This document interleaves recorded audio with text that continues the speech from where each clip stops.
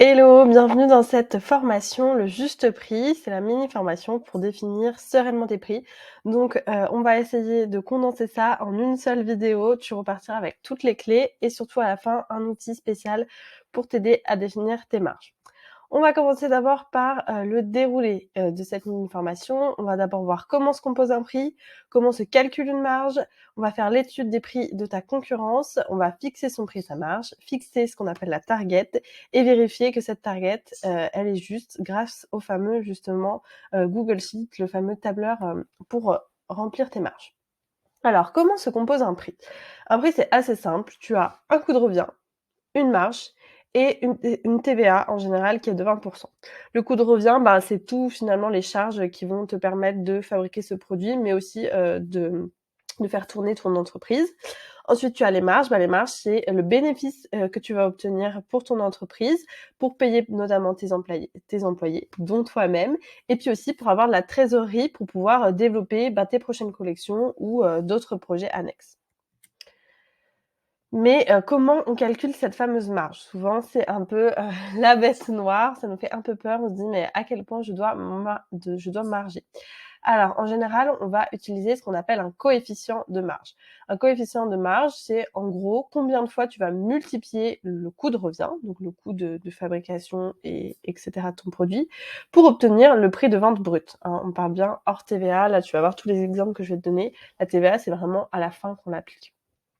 Donc dans le milieu textile, en général, on dit qu'on marge entre 2 et 5. Donc ça veut dire qu'on va multiplier le coût de revient entre 2 et 5 fois, sachant qu'en général, plus tu es une grosse marque et plus tu vas pouvoir beaucoup marger, et que dans le milieu de l'éthique, on essaie quand même de rester à des coefficients de marge, honnêtes, hein, parce qu'il y a des grosses marques, du type, les marques de fast fashion, voire les marques de luxe qui peuvent marcher à même bien plus, hein. On peut aller sur des coefs de 10 qui sont vraiment exubérants, et l'idée, nous, c'est de rester éthique et de proposer un juste prix à ses clients.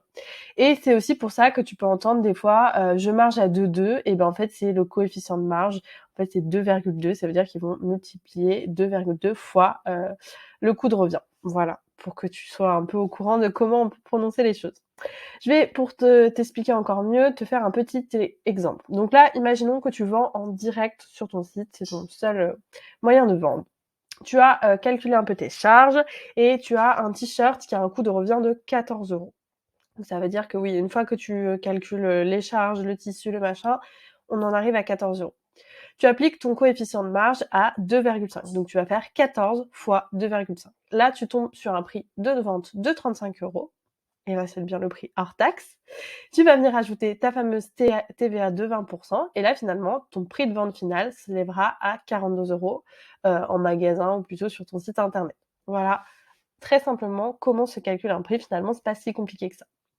Maintenant que tu as compris comment se calcule un prix, ça va être hyper important pour fixer ce prix d'avoir, une idée de ton marché. Donc je t'invite à prendre à peu près une dizaine de concurrents, qui sont vraiment tes concurrents proches, voilà, que tu dis ton client, pour un besoin similaire, il irait chez ses concurrents. Et tu vas, faire un espèce de tableau un peu comparatif où tu vas te poser différentes questions. Dans ce tableau, tu vas réfléchir à quelle stratégie de prix ils proposent. Est-ce qu'ils font des réductions? Est-ce qu'ils ont un peu des pourcentages, par exemple, des prix très élevés, ils ont à peu près 30%, des prix un peu moins élevés, ils en ont 40%. Ensuite, tu vas te demander quel est le prix un peu des 2-3 produits phares qu'ils ont, et qui seront potentiellement similaires un peu aux produits phares que tu auras. Ça donne en général une bonne vision de la politique de prix de la marque. Tu vas regarder aussi les types de prix qu'ils pratiquent, donc les prix les plus hauts, les prix moyens et les prix les plus bas, pour voir un peu à quel point s'étend leur gamme de prix. Et après, tu vas réfléchir à où toi tu veux te situer par rapport à tous ces concurrents en termes de prix. Est-ce que tu veux te situer un peu au-dessus du marché parce que peut-être tu as une valeur à ajouter? Est-ce qu'au contraire, tu vas être un poil compétitif? Tu vas réfléchir à ça, sachant que bien sûr, quand on fait des petits volumes, qu'on est une marque qui est naissante, c'est quand même dur de faire des prix compétitifs, d'autant plus quand on est une marque éthique. Et après, tu vas te poser dans un dernier temps la question: quel est le prix que mon client cible est prêt à payer? Pour ça, tu peux même carrément aller interroger des clients en direct. On appelle ça la valeur perçue, le prix psychologique. Il y a un peu un prix psychologique que ton client n'est pas prêt à dépasser, d'autant plus que pour l'instant, peut-être, je ne sais pas, peut-être que tu as une super communauté, mais peut-être que tu n'es pas très connu et du coup, ben, moins tu es connu, plus c'est dur de faire, justifier un prix, élevé aux yeux du client. Et voilà, il faut vraiment pas passer cette barrière psychologique, du une fois que tu as fait ça, tu vas pouvoir fixer d'un côté ton prix, final et fixer ta marge. Pour le critère que tu dois prendre en compte pour ton prix, bah, c'est le marché, c'est ce que je te disais. Il va falloir que tu te situes dans le marché. Potentiellement, vu que tu es une jeune marque, c'est bien que tu sois, plutôt aligné avec les prix du marché ou un tout petit poil au-dessus, mais vraiment attention à pas être trop cher parce que sinon tu ne vendras pas tes produits. Après, il y a ce que je disais, ben, la valeur perçue. Est-ce que ton client, il est prêt à mettre cette somme-là pour acheter le produit? Ça, c'est vraiment hyper important. Et après, ta valeur ajoutée. Tu peux un petit peu, comme je disais, être un petit peu poil au-dessus du marché si tu as une valeur ajoutée à proposer qui est différente de ton marché. Par exemple, j'ai une cliente, là, elles vont faire, du vêtement, de grossesse, mais c'est pas du vêtement de grossesse classique, c'est du vêtement de grossesse pour des grossesses gémellaires ou des triplés et cetera. Donc elles ont une valeur ajoutée parce que c'est un produit qui n'existe nulle part ailleurs. Donc du coup, elles peuvent se permettre d'être un tout petit peu plus chères. Attention à quel point tu peux te permettre d'être plus cher, c'est là où c'est intéressant d'aller questionner directement tes clients. Et après, les deuxièmes critères à prendre en compte, c'est pour ta marge. Si tu décides de vendre tes produits pas uniquement en propre, donc sur ton site internet ou en magasin, mais que tu veux aussi les vendre sur des plateformes de e-commerce ou dans des concept stores, etc., il va falloir que tu prennes en compte ce qu'on appelle la marge du revendeur, qui en général, il va prendre une marge comme toi, qui est entre 2 et 3. Dans les gros complexes, ça peut même aller jusqu'à 4. Mais voilà, donc c'est vraiment hyper important de prendre en compte cette marge parce que sinon tu peux te retrouver limite à être déficitaire si tu la prends pas en compte. Sachant qu'au début on dit souvent: «Oh bah non, j'ai pas envie moi de vendre à des revendeurs», puis quelques années plus tard, on se rend compte que c'est quand même une stratégie hyper intéressante pour gagner en notoriété. Parce que les clients quand ils voient les produits, dans des labels comme ça connus ou en physique et ben tout de suite on se dit: «Ah OK, c'est une marque assez chouette et tout». Alors que si c'est juste sur internet, il y a un peu plus de défiance, ils ont moins confiance en ta marque. Ensuite, tu vas aussi réfléchir à ta propre marge. Donc, il y a la marge du revendeur, mais il y a ta propre marge. En général, dans le textile, elle est entre 2 et 5, comme je disais. Mais toi, en tant que jeune marque éthique, je te conseille de pas aller au-delà de 3, mais de pas descendre non plus en dessous de 2, parce que c'est souvent une erreur qu'on fait et on se retrouve à ne pas réussir à joindre les 2 bouts. Alors bien sûr, tu vas gagner au fur et à mesure du temps de la marge, parce que tu vas vendre de plus en plus, tu auras des effets de levier en termes de volume, tu arriveras peut-être un petit peu à augmenter tes prix parce que tu auras plus de notoriété. Mais faut quand même que dès le début, tu sois un minimum rentable et que tu te fasses une petite marge. Tu ne dois pas sous-marger. Une fois qu'on a compris ça, on va pouvoir fixer ce qu'on appelle la target. Donc toi, tu t'es fixé un prix, tu t'es fixé une marge et en fait, cette marge, on appelle ça dans le milieu la target. En gros, ça répond à la question, finalement, du coût de revient que tu as envie de viser. Tu as envie de quand tu ailles voir un fournisseur qui t'annonce à peu près tel prix. Tu vises, par exemple, une marge entre 2 et 2,5 et du coup, après ton calcul, tu te dis: «Bon, bah, une marge entre 2 et 2,5, ça veut dire que mon coût de revient, il sera entre 10 et 15 €. Il faut que quand j'aille voir mes fournisseurs, ils me proposent un prix entre 10 et 15 €. Si c'est pas ça, ben, ça marchera pas. Je ne rentrerai pas dans mes frais. Donc, soit j'arrive à négocier avec lui, soit je baisse le coût de ma matière, mais je trouve des solutions pour entrer dans cette fameuse target. Donc, tu as fixé tes prix, tu as fixé tes marges et là, tu vas aller faire des devis auprès de tes, potentiels fournisseurs, je vais y arriver et tu vas te demander: «Est-ce que le coût de revient, il entre dans ma fameuse target que je me suis fixée, cette fameuse marge que je me suis fixée?» Donc là, je te résume, je redis un peu la même chose, mais voilà. Tu vas avoir d'abord étudié les prix de la concurrence et la valeur perçue de ton client. Tu t'es fixé un prix de vente et une marge cible, qu'on appelle aussi target.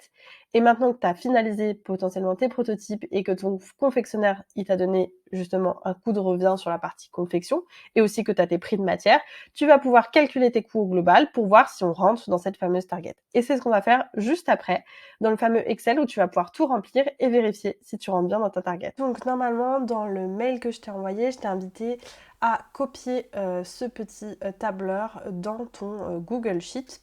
Donc ici, tu as une première page, calculer ses coûts, puis après tu auras la deuxième page, prix de vente. Donc l'idée, ça va être d'abord de recenser toutes tes charges fixes. Donc potentiellement ici, j'en ai mis que 3, tu en as peut-être bien plus, ça fait pas forcément beaucoup d'avoir que 480 € de charge. Après, tout dépend si tu as des locaux ou pas. Mais voilà, tu vas venir mettre ton électricité, tes loyers, l'hébergement de ton site internet, vraiment toutes les charges que tu as au quotidien. Et on entend par charge fixe, voilà, des charges récurrentes qui reviennent et qui permettent le bon déroulé de ton entreprise. Ça ne prend pas en compte du coup les charges qui sont liées à la confection de tes vêtements, par exemple, à ta matière, etc. C'est vraiment qu'est-ce qui fait tourner ta boîte au quotidien et qui tombe un peu tous les mois. Donc là, tu vas mettre du coup à chaque fois combien ça te coûte par mois, tac, tac, tac. Tu peux bien sûr rajouter des lignes. Et sur le total par mois, ça va venir additionner automatiquement. Donc là, j'ai mis une formule qui me dit que de ça à ça, on veut les additionner. Mais bien sûr, si tu rajoutes une ligne, il faudra bien modifier la formule pour qu'elle additionne un peu plus loin.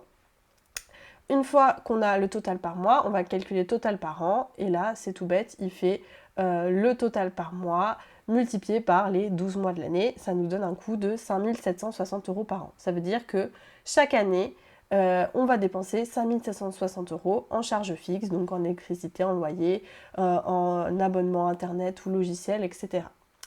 Une fois qu'on a calculé ça, on va essayer de se dire comment je pourrais le répartir sur mes vêtements, sur les vêtements que je vais vendre, sur le prix de vente final. Et pour ça, on va faire une estimation à peu près des vêtements qu'on va produire et qu'on veut vendre. Donc on se dit qu'on a envie de vendre à peu près 600 pièces. Donc ça veut dire que ce prix total, sur une année, on veut vendre 600 pièces, il va falloir qu'il soit amorti sur chacune des pièces. Et pour ça, le calcul est tout bête. On va diviser le total par an, 5 760 €, divisé par le nombre de vêtements produits qu'on a envie de faire. Donc B11 divisé par B13, ça nous donne 9,6 €. Donc ça veut dire que sur chaque vêtement, il y aura 9,6 € qui seront pris en compte sur ton vêtement. Je vais peut-être rajouter les euros pour que ce soit plus clair et que tu comprennes mieux. Donc je te les rajoute juste ici en direct. Voilà. Alors que là, c'est le nombre de vêtements vendus, donc on ne met pas l'euro. Donc ça veut dire, voilà, sur chaque pièce vendue, dès que tu vends une pièce, tu amortis 9,60 € de ton budget de charge annuel. Maintenant qu'on a fait ça, on va pouvoir passer au prix de vente. Donc là, je l'ai fait que sur un seul vêtement, mais bien sûr, libre à toi de copier la petite fiche et de le faire sur plusieurs vêtements si tu as décidé de produire plusieurs vêtements sur ta collection. Donc là, on prend un produit fictif. Tu vas venir remplir un à un toutes les dépenses que tu vas devoir faire pour fabriquer ce vêtement. Donc déjà, tu as le premier rang qui est sur les matières. Donc là, c'est assez simple. Voilà, une toile de, par exemple, on va dire qu'on va faire un sac. Et on a une toile de coton. Il nous en faut 0,5 mètres. Et mon fournisseur m'a annoncé que c'était 14 € du mètre. Donc, ça veut dire que 0,5 x 14, ça nous donne 7 €. Là, j'ai fait la petite formule. Pareil pour ma doublure, il m'en faut 0,3 mètres. Il y en a pour 4 €, donc ça nous fait 1,20 € de fourniture. Donc là, après, chaque matière, elles vont venir s'additionner. Et donc là, on a le total de matière. Donc c'est ça plus ça nous fait 8,20 €. On a pour ce sac 8,20 € de matière. Ensuite, on va passer aux fournitures. Il y a une petite faute d'ailleurs. Donc là, c'est assez simple, c'est pareil, c'est le nombre de quantités. Tu vas, par exemple, on va dire que c'est vendu au mètre, que le prix c'est 2 € du mètre, et tu vas vendre 2 fois 2 €, ça nous fera 4 € du mètre. Pas 4 € du mètre, 4 € au total. Pareil pour tes boutons, tu vas prendre 2 boutons, ils te coûtent 20 centimes le bouton, et 2 fois 20 centimes, ça fait 40 centimes. Pareil pour ta sangle, on va dire qu'ils vendent au mètre, tu as besoin d'un mètre de sangle, ça coûte 2 €, paf, ça te fait 2 €, et encore une fois, ça additionne, le total des fournitures va te coûter 6,40 €. Ensuite, tu vas venir pour le design. On va dire que tu as pris une styliste et elle t'a coûté 400 € pour designer ce sac. Et là, ça va être le même calcul que pour le calcul des marges. Tu vas essayer de répartir. Donc, tu as décidé que tu allais vendre 600 vêtements. Donc, on va venir diviser 400 € x 600. Ça fait 0,67 € par unité.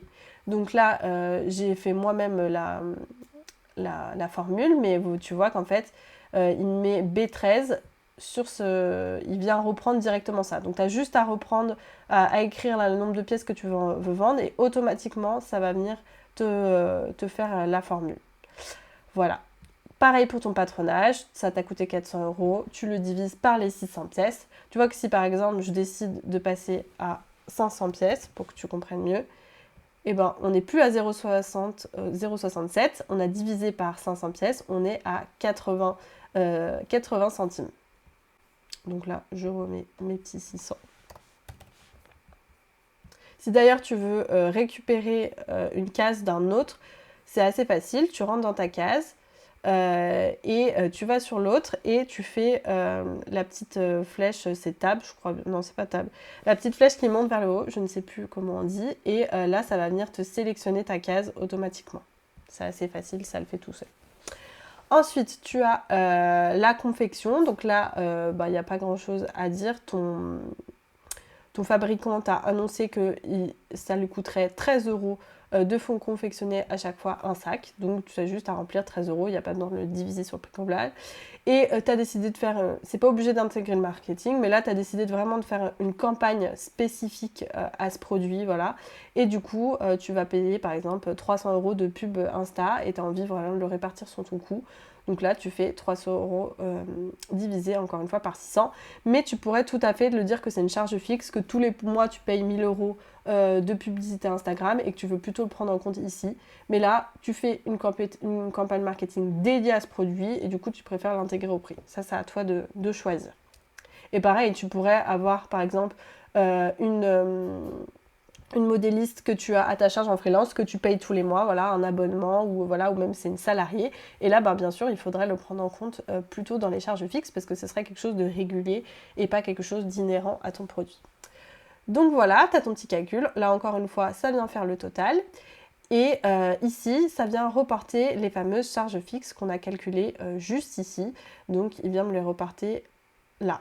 Et après, il me reprend toutes les petites cases roses là et il vient me faire le total.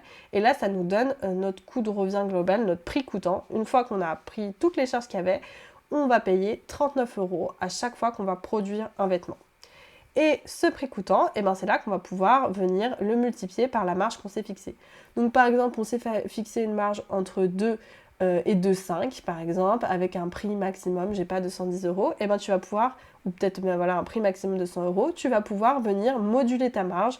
Peut-être, tu veux qu'elle soit à 2, et là ça te semble juste. Mais là, moi, 2,14, je trouvais que c'était bien parce que du coup, ça faisait un prix rond à 100 €, et que j'ai vu que sur le marché, c'était plutôt un prix qui était bon. Tu vas venir comme ça moduler ta marge et choisir ton prix en fonction, comme je disais, de la target que tu t'es fixée et de ton coût de revient. Si vraiment ça rentre pas, c'est là où il faudra venir négocier, peut-être changer de matière, dire à ton fabricant que tu veux lui en prendre un peu plus et que du coup il te fasse un prix de gros, etc. Tu vas essayer de gagner en prix sur ta marge. Voilà, j'espère que cette méthode est claire. N'hésite pas à me poser des questions sur Instagram s'il y a des petits trucs que tu comprends pas. Et puis je serais ravie d'avoir ton retour. N'hésite pas à me dire si ça t'a plu. On se retrouve bientôt.